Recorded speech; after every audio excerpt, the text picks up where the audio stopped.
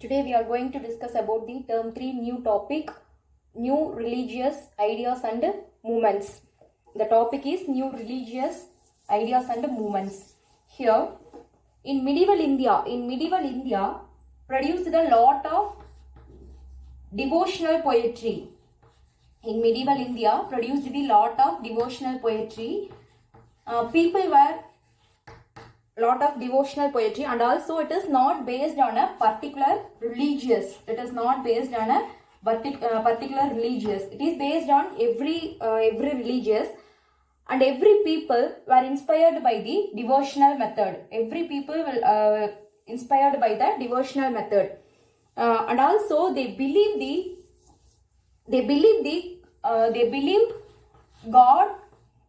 God could save the man in their critical situation. God could save the man in their critical situation by their way of praying. Everyone should believe.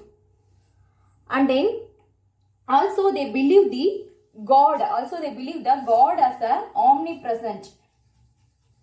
They believe the God as a omnipresent. So a particular man does not have to go a temple, and also they need not to participate in any ritual performance, because they believe God as a omnipresent. So they need not to go a temple, and also they need not to participate in any ritual performance. And then here Bhagavad Gita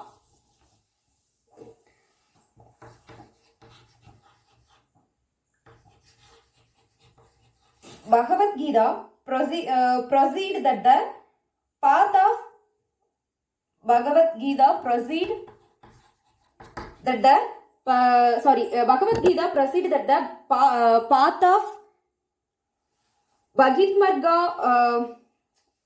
Bhagavad Gita proceed the path of two Bhakti Marga. That is, one is the path of knowledge. And then another one is the path of rituals.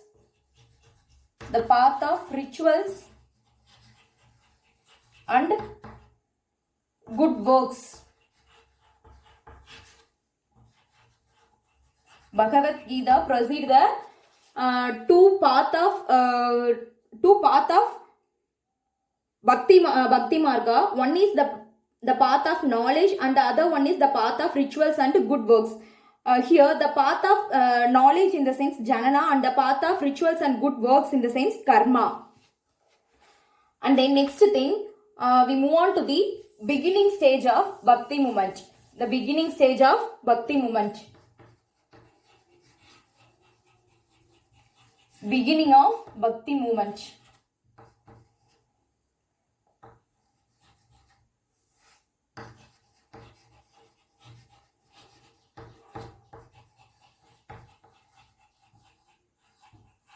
Beginning of Bhakti movement. Here, Bhakti movement and the devotional practices started in the Tamil Nadu in the century of 17th.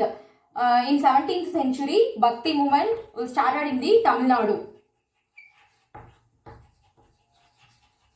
And then here there is some ways.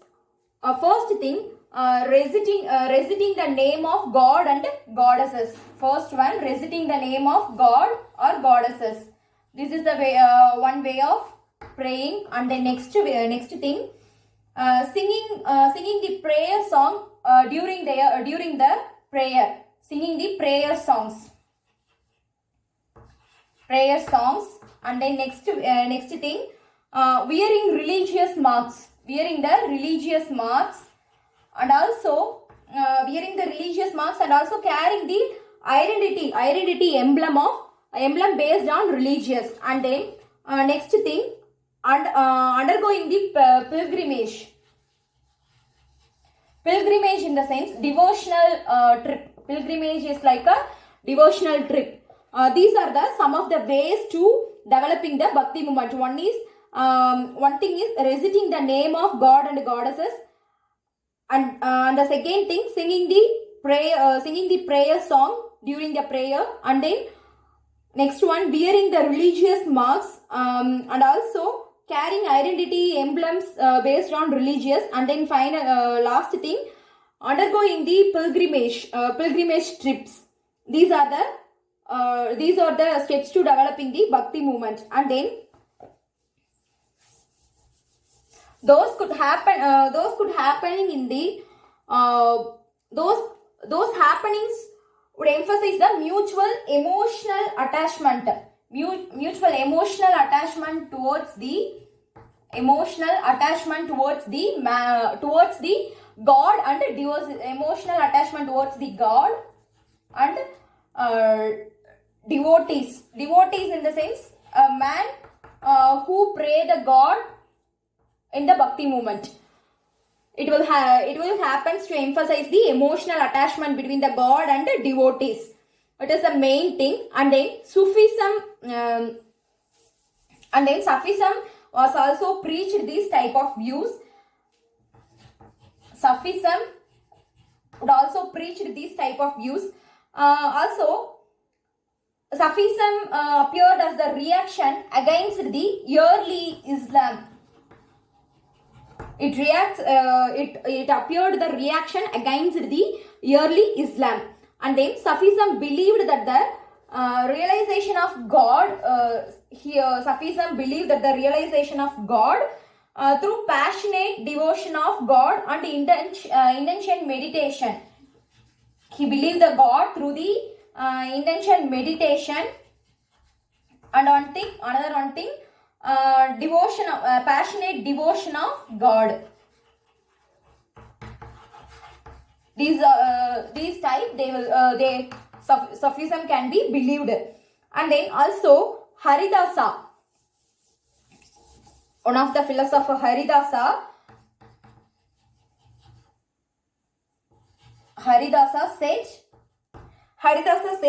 that there is only one God for both Hindus and Muslims. There is only one God for Hindus and Muslims, but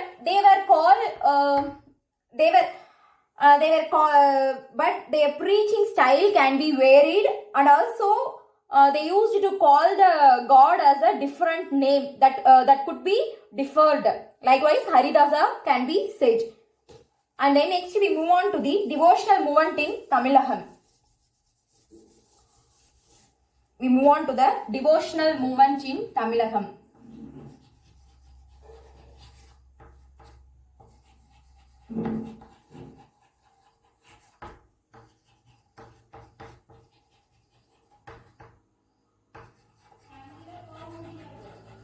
Here, devotional movement in Tamilagam. Here, Agarwals and Nayanmars are the most famous persons, because originators of Bhakti cult, who he was the Vaishnavite was called as the originators of Bhakti cult, and he was the Bhakti sage of Agarwals. He was the Bhakti sage of Agarwals. And then Agarwals and the Nayanmars.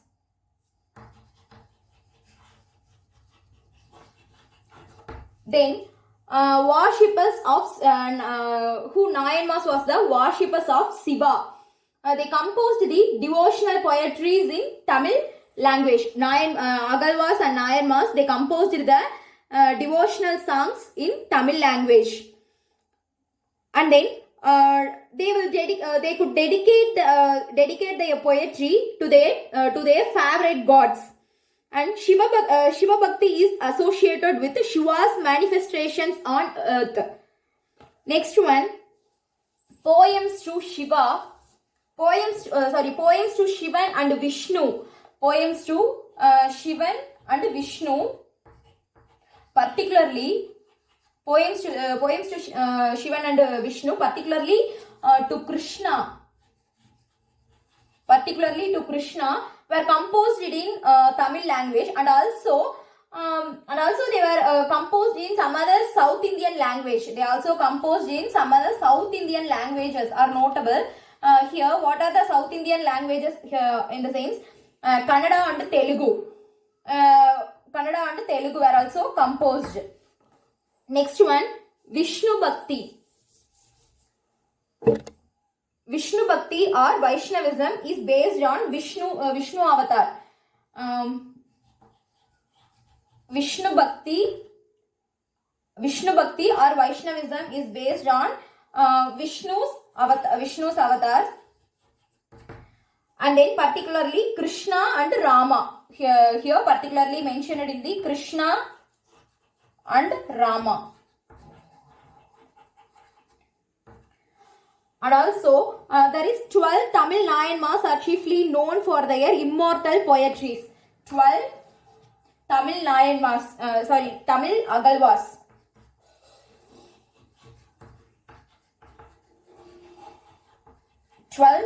Tamil Agalvas are chiefly known for their immortal poetries. And then to developing the Bhakti movement, two Alvars were stand out directly. Two Alvars were stand directly because of their to developing the Bhakti movement. And also Nammalvar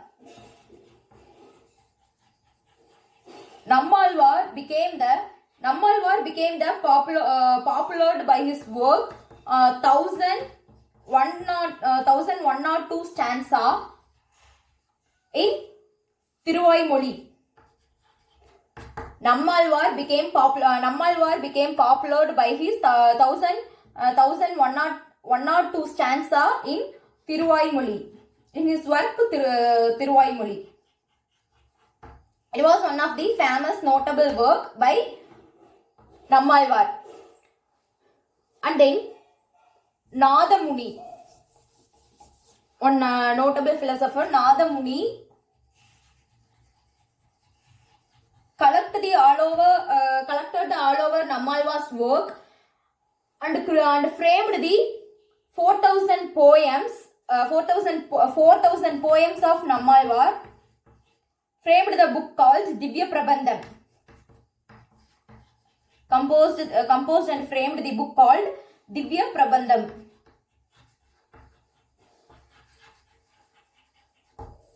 Nadamuni, here Nadamuni framed the Nammalvar's 4,000 poem and named by the Divya Prabandham. And here have to mention Andal as she was the only female Alvar. And then Periyalvar.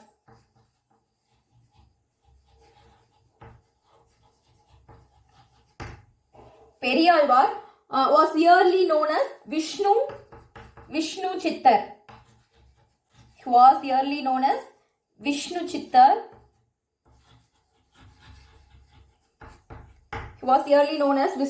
He made lots of songs for Lord Krishna. And then he found a baby. In Tulasi garden at Srivilliputturu temple. He found the baby in Tulasi garden at Srivilliputturu temple. He adopted that baby. And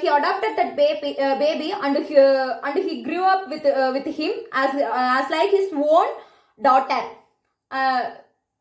After the long day, she became as a Andal. After the long time, she became as the Andal, who she was the one of the only female Alvars. Here, some of the notable works by Andal. First one, the Tirupavai, and then Nachiyar Tirumoli. Tirupavai, Nachiyar Tirumoli.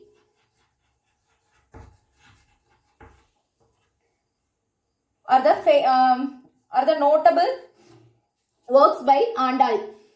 She expressed her love towards Ranganatha, who he was the incarnation of Vishnu worshipped at the temple Sri Rangam. He exposed the love by these poetries.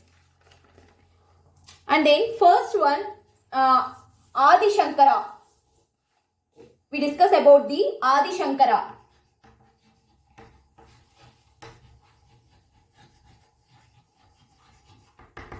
Adi Shankara. Here, Adi Shankara or Shankaracharya. Adi Shankara or Shankaracharya preached the Advaita philosophy. He preached the Advaita philosophy. Here, through the attainment of knowledge, the soul would combine with the universal soul. The soul will combine with the universal soul. Here, soul in the sense Atma. Through the attainment of knowledge, the soul will combine with the universal soul. Here, the soul in the sense Atma, and then universal soul in the sense Brahma. Here, philosophy would like this, and then he built up to matas in the sense madams. He built the madam. He built the madam at Badrinath, Puri, Dwarka and Sringeri for the purpose of learning and worship. The purpose of learning and worship, he built the madam. In nowadays also, these places have become a famous and popular devotional areas. Shankara didn't give the attention towards the Bhakti movement. After a few days later, he didn't give the attention towards the Bhakti movement of his time. Instead, he gave the restore the Orthodox Vedic tradition. He moved on to the Orthodox Vedic tradition. He moved on to the Orthodox Vedic creation. He wrote a commentary on the Brahma Sutra, and it was the fundamental text of Vedanta school. And also his commentaries on the principles of Upanishads are also considered as equal rights. Are also considered with the equal rights of Vedanta, the work of Vedanta.